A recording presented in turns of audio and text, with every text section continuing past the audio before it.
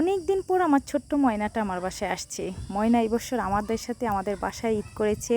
তার একটা কারণ ছিল, সেটা একটু পরেই বলছি। তো ময়নাকে বাসায় রেখে আমি কোথায় যাচ্ছি? হ্যালো ভিউয়ার্স, আসসালামু আলাইকুম। আশা করি সবাই ভালো আছেন। আলহামদুলিল্লাহ আমিও ভালো আছি। আসলে পরিস্থিতি এরকম হয়েছে, আমার এই ময়নাটা অসুস্থ ছিল, কিছুদিন শিশু হসপিটালে ভর্তি ছিল। তারপর ঈদের আগদিন তাদেরকে রিলিজ দেওয়া হয়েছে। তো আমার বাসায় ঈদ করেছে তারা। তো ঈদের পরদিন আমরা আসলে বিশেষ একটা কাজে দেশের উদ্দেশ্যে রওনা দিয়েছি। সেটা কি কাজে যাচ্ছি সেটাও আপনাদের সাথে শেয়ার করব। ভিডিও আসছে, ভিডিওতে দেখতে পারবেন। তো গ্রামে যেতে আসলে খুব ভালো লাগে। আমার শ্বশুরবাড়ি আর আমার বাবার বাড়ি একদম পাশাপাশি, সেজন্য গ্রামের বাড়িতে গেলে আমার ভালো লাগে। কখনই মনে হয় না আমার শ্বশুরবাড়িতে যাই, কারণ শ্বশুরবাড়িতে আসলেও বাবার বাড়িতে যাওয়া হয়, আবার বাবার বাড়িতে আসলেও শ্বশুরবাড়িতে যাওয়া হয়। কিন্তু পরিস্থিতি এরকম হয়েছে, কেউই এখন দেশে থাকে না। শ্বশুরবাড়িতে সেরকম যাওয়া হয় না, একটা মাত্র বাসুর দেশে থাকে।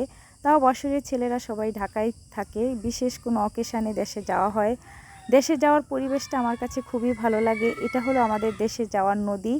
একটা সময় এই নদী দিয়ে আমরা ঢাকাতে আসতাম, এখন ঢাকা থেকে ডাইরেক্ট গাড়ি নিয়ে আমরা বাড়িতে যেতে পারি। নদীটা হয়তো শুকিয়ে গিয়েছে, কিন্তু নদীর সৌন্দর্য উপভোগ করছি। আর যাচ্ছি, কত স্মৃতি মনে পড়ছে যে এই নদী দিয়ে একসময় লঞ্চ, স্টিমার, ট্রলার কত কিছু চলতো। এখন এই নদী একদম শূন্য হয়ে আছে। নদীতে চারপাশে কচুরি ফেনা দিয়ে ভরা। তারপরে নদীর সৌন্দর্য উপভোগ করছি। এই নদী একসময় কত জমজমাট ছিল, নদীর আকার কত বড় ছিল। এখন নদীগুলো একদম বিলীন হওয়ার পথে। আর এই নদীর চারপাশে দিয়ে আমাদের অফ দ্য বেড়িবাঁধ আছে। আমরা যেহেতু বেড়িবাঁধের ভিতরে পড়েছি, তাই আমাদের এলাকাতে কোনো বর্ষা হয় না। এই নদীর এই পারে বর্ষার পানি হয়, সেটাই উপভোগ করছি, দেখছি। সবেমাত্র বর্ষা শুরু হয়েছে। পানিতে এখনও থই থই না হলেও খালবিল পানিতে কিছু কিছু ভরে গেছে বৃষ্টির পানিতে।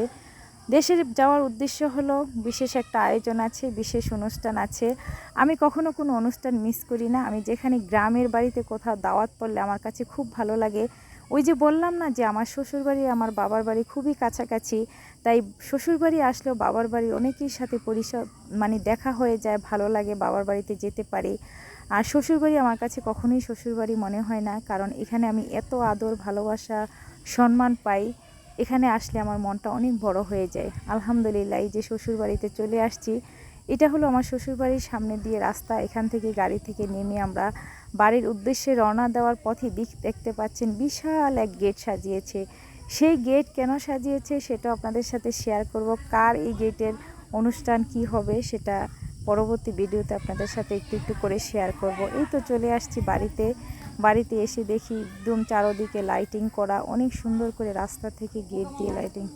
দেশের বাড়িতে এত সুন্দর লাইটিং করতে পারে বা এত সুন্দর গেট সাজাতে পারে, সেটা বাড়িতে প্রবেশ পথে দেখি আমি আসলে মুগ্ধ হয়ে গিয়েছি। আমি বুঝতে পারছি যে বাড়ির আনন্দ উৎসব কতটুকু হবে, কত আনন্দ করতে পারবো। বেশ কয়েকদিন থাকবো, তবে ফিক্সড করে বলতে পারি না কতদিন থাকবো। আর এই যে বাড়ির পাশে রাস্তা থেকে দেখছি যে বাড়িতে কত সুন্দর কাঁঠাল ধরেছে। এই কাঁঠালগুলো কিছুদিন আগে আসছিলাম, যখন ছোট ছোট দেখেছিলাম। এখন মনে হচ্ছে যেন খেতে পারবো। কাঁঠালগুলো বেশ বড় হয়েছে, মনে হয় যেন পেকেছে।